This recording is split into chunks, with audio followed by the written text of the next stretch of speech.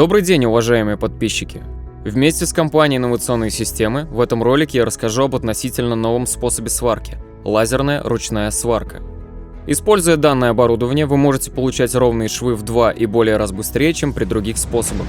Ручной сварочный аппарат нашей компании состоит из лазерного источника Raycus, промышленного чиллера, оптоволоконного кабеля, сварочного пистолета.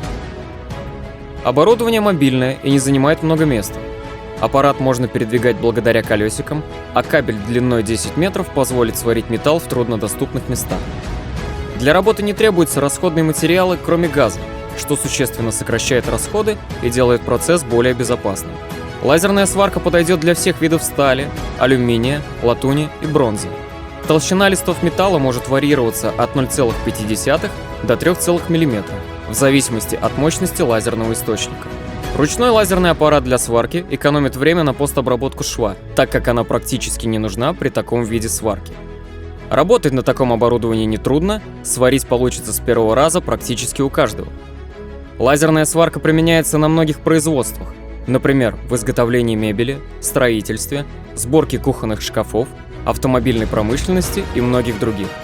Заказать оборудование, получить подробное техническое описание и проконсультироваться можно, связавшись с менеджером компании. Контактные данные мы оставили в описании к этому ролику.